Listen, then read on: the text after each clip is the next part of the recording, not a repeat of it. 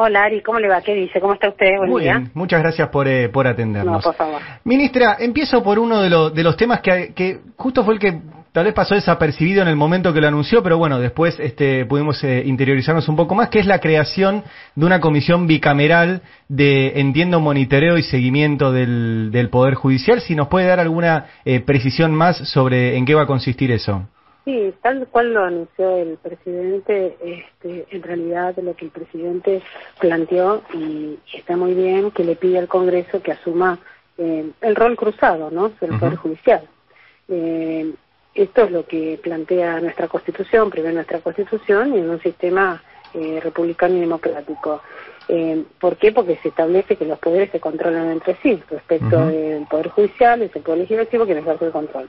Ahora, esto significa que para acusar, iniciar, llevar adelante juicio político, estas son facultades que tiene cada uno desde su lugar. Respecto a los jueces, facultades del Consejo de la Magistratura para los jueces, para la Corte Suprema, los otros. Pero el presidente, cuando le pide esto, está pidiendo que cumplan con un rol que ya tiene el Congreso, ¿no? Ahora, la facultad de iniciar, como porque yo estoy escuchando mucho que se está planteando que van a iniciar, que van a acusar, que van a llevar adelante juicio político, no es que la está armando de alguna manera diferente. La facultad de iniciar, acusar y llevar adelante el juicio político a los jueces de la Corte y a la cabeza del Ministerio Público, y respecto a los restantes jueces, las ejercen las instituciones que corresponden, el Consejo de la Magistratura, que se integra de diputados y senadores. El Ministerio Público tiene su propio tribunal de enjuiciamiento, y ese control no significa interferir en las decisiones, sino para que se respete el equilibrio de poderes. ¿Y qué facultades va a tener entonces cuando se habla tanto de la comisión bicameral, sí, o sea, es un órgano de asesoramiento, no permanente, que es creado para el estudio de un asunto determinado, o en los casos que la Cámara estima conveniente, en aquellos casos en que estén previstos en el reglamento. Hoy, ustedes se fijan, hay, no sé si 30 o 20 y pico comisiones bicamerales. Sí. Investigadores de desaparición y búsqueda de rescate de Ara San Juan, del submarino de San Juan, fiscalización y organización de inteligencia. O sea, hay un sinnúmero. Existió, que por ejemplo, en su momento se creó la comisión para la investigación de atentados de la Embajada de Israel y AMIA. A ver, esto es una cuestión que existe y puede funcionar. Por eso, pero ¿cuál es la idea, digo, cuáles las atribuciones que va a tener esta? Bueno, en caso de que así ocurra, porque esto es una decisión del Congreso, lo que realiza la comisión bicameral será analizar, puede estudiar el funcionamiento del Poder Judicial dentro de las atribuciones. Podría convocar una audiencia pública a los jueces para que informen sobre su gestión, sobre el funcionamiento, que brinde todo esto. ¿Para qué? Para un mejoramiento de la justicia, en el caso de que esto lo decida realizar. Pueden elaborar propuestas legislativas, pueden decir, bueno, mire, acá necesitamos mejorar la eficiencia y la calidad del servicio público, y necesitamos el servicio de justicia, y hacer una propuesta legislativa. Lo que no puede arrogarse son atribuciones de otros poderes, que eso es lo que tiene que estar claro, y es lógico, y todos lo entienden así, como son las cuestiones disciplinarias y cualquier... o sea, la bicameral no va a poder sancionar jueces, por ejemplo. Y no, porque lo hacen, claro, no es el fundamento, no puede, porque eso no es constitucional. Y tampoco tiene sancionatorias, que son atribuciones tanto del Consejo de la Magistratura como del Jurado de Enjuiciamiento respectivamente. Ahora, sí puede analizar cuestiones del desarrollo del sistema judicial. Me parece que, bueno, eso será una decisión que la tomarán ellos mismos. Ministra, buen día. Nicolás Lantos la saluda. ¿Cómo le va? ¿Qué tal? Bien. Recién mencionaba otros ejemplos de comisiones bicamerales de control, como por ejemplo el atentado contra la AMIA, el hundimiento del Ara San Juan, lo que fue la utilización de los servicios de inteligencia durante el macrismo. Son todos casos de gravedad institucional, sí, casos que son tragedias incluso para la Argentina. ¿Cree que la situación actual del Poder Judicial encuadra en esa gravedad institucional también? A ver, me parece que lo que está ocurriendo en el Poder Judicial tiene una preocupación y una cierta importancia que me parece que esto tiene que ver y se refleja en todos los reclamos de los ciudadanos. Nosotros, desde que asumió el presidente, por ejemplo, planteamos y presentamos un proyecto de ley, un proyecto de reforma para reordenar el sistema federal, y donde en realidad este fue tratado en el Senado, y por ejemplo también una de las cosas que pidió el presidente es que se traten diputados, y estamos a la espera obviamente que se pueda tratar en diputados, cosa que hasta ahora no ha ocurrido. Claro que esto es una preocupación para nosotros. ¿Y por qué es una preocupación? Porque nosotros creemos que la justicia tiene que cambiar, y cuando decimos la justicia tiene que cambiar, la justicia tiene que mejorar, y cuando hablamos de la justicia hablamos que tampoco es todos los jueces, porque también acá hay que aclarar que está lleno de jueces que son probos, honestos, que realmente trabajan, y que por ahí lo que tenemos que hacer es mejorar el sistema judicial y lograr que las instituciones funcionen mejor. ¿Cómo lo pensamos nosotros? Lo pensamos mandando proyectos desde el camino de las instituciones. En esos por proyectos, incluso, Marcela, una consulta. Sí. Esos dos proyectos están trabados en diputados. Uno es el de la reforma judicial, otro es el de la reforma del Ministerio Público. ¿Hay alguna, digamos, iniciativa para negociar algunos puntos y que los proyectos salgan? Sí, justamente, como bien usted dice, el presidente y nosotros siempre fuimos, nosotros enviamos un proyecto. Cuando envías un proyecto, justamente en el Senado se reformaron un montón de artículos. Sí. ¿Por qué? Porque se establecieron necesidades o cuestiones que se pudieron mejorar. Bueno, cuando va a diputados es lo mismo. O sea, lo que no se puede, para mí, Ari, significa, lo que no se puede es no tratar. El presidente fue claro. Cuando estuvo en la Asamblea dijo, quiero que traten el proyecto, que lo modifiquen. O sea, que están dispuestos a aceptar cambios para que... Pero siempre lo estuvimos. El tema es que nosotros nos encontramos de alguna manera con alguna pared, que es decir, bueno, no vamos a tratar el proyecto, por ejemplo. ¿Por qué? Porque dicen que es el proyecto, como lo titularon antes de que lo enviemos. Sí. Recordemos que nosotros no habíamos enviado el proyecto y decían el proyecto de la reforma para la impunidad de la vicepresidenta. Sí. Entonces empezamos así. Después dijeron que no, que era el presupuesto era mucho. Después dijeron que por qué lo presentábamos en pandemia. Recordemos que nosotros, cuando Alberto Fernández habló en la Asamblea, la primera asamblea, explicó que iba a enviar un proyecto. Cuando se demoró, nos decían por qué no enviábamos el proyecto.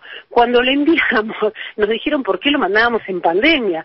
La agenda nuestra, obviamente que se modificó por la pandemia, y por eso es que lo enviamos posteriormente, no en enero, en febrero, en marzo. Entonces, a ver, siempre hubo un no. Mi pregunta es la siguiente. Cuando uno envía un proyecto y hay un no, y todos sabemos que tenemos que mejorar la justicia, porque no estamos de acuerdo con como está hoy el servicio de la justicia y tenemos que mejorarlo. Y no se trata, ¿qué se entiende de eso? Que queremos seguir como que algunos quieren seguir y están cómodos como están ahora. Claro. Cuando nosotros... Sí, y parte de la oposición seguramente, o sea, porque, a ver, ¿por qué no debatimos? Si los diputados es un espacio para debatir el proyecto, ¿por qué no se debate?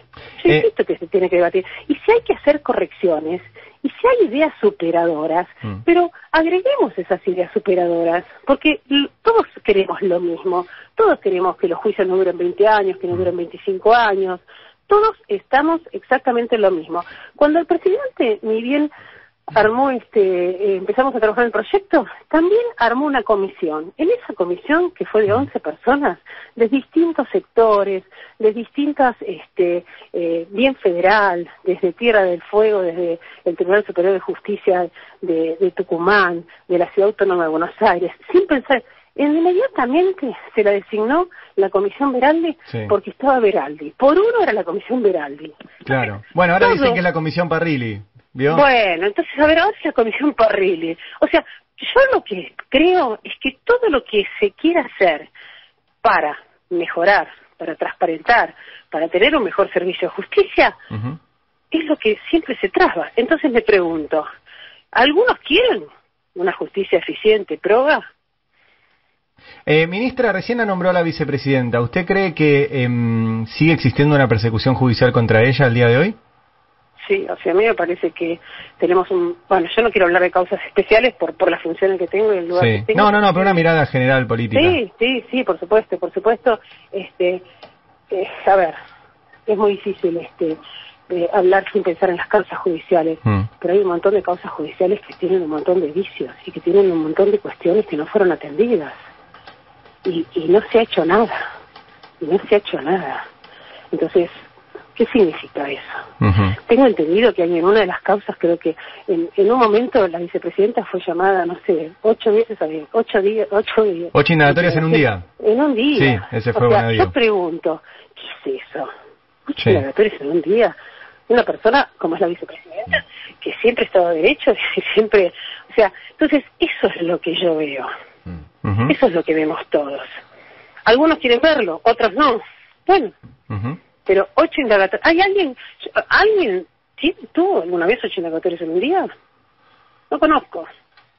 Ministra, le cambio de tema para preguntarle por otro anuncio del presidente en la Asamblea Legislativa, que fue la decisión del Estado de querellar a aquellos funcionarios que participaron del préstamo, de pedirle el préstamo al Fondo Monetario Internacional, y una de las respuestas que hubo desde la oposición es que se trataba de asuntos políticos no judiciables. Quería consultarle si la querella tenía que ver con la decisión política o tenía que ver con irregularidades que hubo en ese proceso. No, a ver, una cosa, como usted bien dice, es una decisión política, y las decisiones políticas no son judiciables, ¿no? Y otra cosa es que, por ejemplo, tengo entendido, porque esto es un tema que en realidad lo maneja obviamente el Banco Central, elaboró un informe, y donde se analizó salida de fuga de capitales, según lo que tengo entendido, a raíz de ese trabajo. Esto fue enviado a la CIGEN para que sea analizado, y fue enviado también, o será enviado también a la Oficina Anticorrupción, y ellos serán los que van a evaluar. Ahora, son cuestiones completamente distintas, ¿no? Una cuestión no judicializable que tiene que ver las cuestiones políticas que no deben judicializarse, y otra cosa son si hay incumplimientos, ¿no? Y si hay otros hechos que ameriten responsabilidades de algunos de los funcionarios. Eso irá en su momento, irá a la justicia. Y será la justicia la que debe definir esto. Y tenemos que aprender que sea la justicia proba, la justicia eficiente, la justicia que realmente es independiente. Y la que defina esto, porque es donde se debe discutir las cuestiones. Por eso es tan importante tener una justicia independiente. Ministra... Porque si no, este país no sale. Yo siempre digo, este país no sale sin una justicia independiente. No, eso está claro. Ministra, el otro día el presidente, además de los anuncios, hizo mención a personas puntuales del Poder Judicial, especialmente a una que le quiero preguntar, que es el fiscal Carlos Stornelli, que dijo que sigue en funciones pese a que está procesado por espionaje. Le quiero preguntar dos cosas. Primero, ¿qué piensa el gobierno que debería hacer Stornelli? Si debería pedir licencia, renunciar, etcétera. Eso es lo primero. Bueno, a ver, a mí me parece que lo primero que tiene que hacer, me parece, un fiscal es estar a derecho, ¿no? Sí. Que si a uno lo convocan tiene que estar a derecho. No hay otros privilegios. O sea, ser miembro del Poder Judicial y ser fiscal significa que uno tiene que cumplir acabadamente con las cuestiones que a uno le corresponden. Y si uno lo llaman, tiene que estar a derecho. Entonces me parece que esa es una cuestión que es imposible de discutir, ¿no? Sí. Es el que no se cumplió. Por eso... Pero creen que debería dar un... Digo, porque lo que dijo el presidente es que no puede entender que siga siendo fiscal. Y bueno, claro, no puede entender que eso... Bueno, está dicho por el presidente, ¿no? Sí. Es suficiente, está dicho por el presidente. Y ayer... Por eso, mire, nosotros dentro del proyecto que nosotros enviamos, planteamos un montón de reglas de actuación. Reglas de actuación que vienen de un procedimiento cuando nace el acusatorio, que después suspendió, y que lo presentó en su momento una ley, Cristina Fernández Kirchner, donde en realidad son las reglas de Bangalore, que un montón de cuestiones no estarían ocurriendo si nosotros tuviéramos esto aplicándolo, ¿no? Que es los lineamientos que van a garantizar la independencia, la imparcialidad de los magistrados. Es un punto muy importante. Ahora, son los instrumentos que tenemos. Sí. Ayer, le quería hacer una segunda pregunta de Stornelli. Ayer salió a hablar Stornelli a contestarle al presidente. Le dijo que lo iban a resolver hombre a hombre, etcétera. Y dijo en un momento que usted lo llamó para solidarizarse con él cuando fue denunciado por todas las maniobras de espionaje. ¿Eso es cierto? No, eso es un disparate. O sea, yo no tengo relación con el fiscal Stornelli, la verdad, así que no sé, eso es un disparate. Mire, yo no tengo ni su teléfono, ni tiene mi teléfono, o sea, yo conozco un montón de fiscales y jueces por la actividad judicial, pero yo no me puedo solidarizar. ¿A usted le parece que yo puedo solidarizarme? La realidad, ¿es pensable? ¿Entra en la cabeza de alguien que yo puedo solidarizarme y apoyar en actos determinados? No. Ya empezamos a decir cualquier cosa. No. Bien. Ministra, para concluir quería hacerle... Cualquier cosa, la verdad que cualquier cosa, pero bueno. Bien, para concluir, ¿Sí? Quería consultarle porque hubo un reclamo formal de la justicia electoral para que se vacunen a 2.700 funcionarios que van a estar afectados en el proceso electoral este año. Quería, saber si usted estaba al tanto de esto y qué iba a pasar con ese pedido. Bueno, este pedido seguramente va a ser extendido a donde corresponda y se irá evaluando quiénes son los personales, como se sabe, personal estratégico, quienes que tienen que ir siendo vacunados. Yo no manejo ese tema. Nosotros lo remitimos y es evaluado. Bien.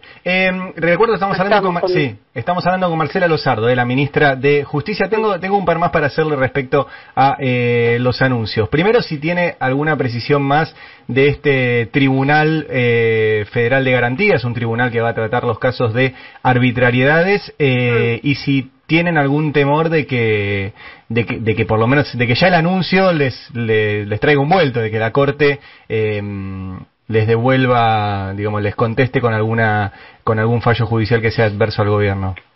Bueno, espero que no. O sea, a mí me parece que esto se trata de un tribunal, que es lo que planteó el presidente, que aparte todavía hay que trabajarlo este tema. Es un tribunal que resuelve cuestiones de arbitrariedad. No se trata de un tribunal paralelo. La Corte va a seguir funcionando como Tribunal Supremo. Nuestra Corte, a través de la doctrina de la arbitrariedad de larga data, ha abierto recursos, ¿no? Sí. Que por la restrictiva redacción del artículo 14 hubieran sido declarados inadmisibles. Esto está bien, porque se ha resguardado la garantía de la defensa en juicio, del debido proceso, para que las sentencias sean fundadas, etcétera. Pero por otro lado, ha ido modificando y ha ido también siendo una cuestión muy subjetiva. Entonces, esto ha terminado haciendo una sobrecarga de trabajo en la Corte, que ha provocado una dilación en los trámites de las causas, y eso es real y sabemos que es así.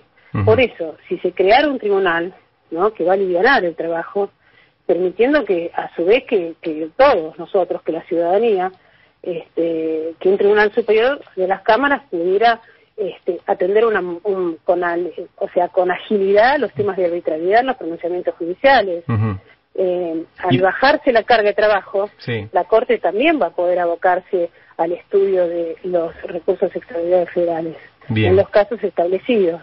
Me parece que lo vamos a tener que trabajar, todavía no está escrito esto, y espero que al revés. Yo creo que todo esto tiene que ser bienvenido, porque todas estas cuestiones que fue presentando el presidente es para el mejoramiento de la justicia y es para el mejoramiento del sistema judicial. Y esto no tiene que leerse como una cuestión a favor ni en contra de la Corte, es a favor del servicio a la justicia. Todos los proyectos que se piensan, que se establecen, que se van a trabajar, tienen que ver con la independencia y con la celeridad, nada más. No es algo que se arma para modificar, porque no estamos en esa línea. Claro. Estamos pensando, ¿qué es lo que pasa con la justicia? ¿Cómo podemos mejorarla? Ministra, ¿Cómo hacen, por ejemplo, el pedido de los abogados? Los mismos abogados, yo que ejercí mucho la profesión, me doy cuenta, los mismos abogados también plantean, ¿por qué hay un recurso y tengo que esperar tanto tiempo? ¿O por qué tengo una plancha 280 donde me van a decir, bueno, no tengo que fundamentarlo? ¿Qué le digo a mi cliente? Entonces, hay muchas cuestiones que tal vez se vinieron utilizando, haciendo legalmente, pero que necesitan una modificación, y esto no debe verse como algo en contra de algo. Tenemos que empezar a pensar los argentinos que las cosas no se hacen en contra. Bueno, pero la Corte lo va a leer como que le recortan el poder. Yo creo que la Corte debe leerlo como nosotros enviamos, y en el momento que se envíe. Bien. Marcela, le hago la última cortita. Rafecas, Daniel Rafecas, el juez federal, ¿sigue siendo el candidato a la procuración? Bueno, nosotros enviamos ese nosotros enviamos, el presidente, mejor dicho, sí, envió el pliego de Rafecas. En algún momento se tendrá que tratar y bueno, y esto va a ser una determinación también del Congreso, así que estaremos esperando eso. Me parece que, a ver, lo que no podemos tener, mejor dicho, lo que no podemos seguir es sin procurador, sin procurador nombrado, o sea, no podemos seguir. No, el procurador es una pieza clave. Por eso digo, si la oposición se niega a tratar el pliego de Rafecas, ¿hay posibilidad de un cambio de candidato o es inamovible? Bueno, eso yo lo desconozco, será el presidente. O sea, a mí me parece que la oposición, lo que tenemos que empezar a trabajar, la oposición y el oficialismo, para que las cosas mejoren. Y eso es algo que tenemos que aprender entre todos. Porque si no, esto no es un River Boca. O sea, tenemos que tener un procurador, tenemos que lograr tener, y con consenso, porque el procurador tiene que tener como consenso. Entonces es un trabajo que se tiene que dar, que no es en el Ejecutivo. El Ejecutivo envía un candidato. Y bueno, a partir de que el Ejecutivo envía el candidato, el Legislativo tiene que definirlo. Y así tenemos que saber por eso le pregunto, en su momento que Cristina envió uno, no tenía consenso, después le envió Gil Carbó, lo tuvo. Por ahí... Bueno, nosotros lo enviamos, el presidente lo envió, y bueno, tendremos que esperar, nosotros no podemos hablar de hipótesis. Ok. Bien, ministra, muchas gracias por atendernos aquí en el Destape Radio, Muchísimas gracias a ustedes. Que tenga buen día. Marcela Lozardo, la ministra de Justicia de la Nación. 9 de la mañana, 23 minutos. El Destape Radio. Todos sabemos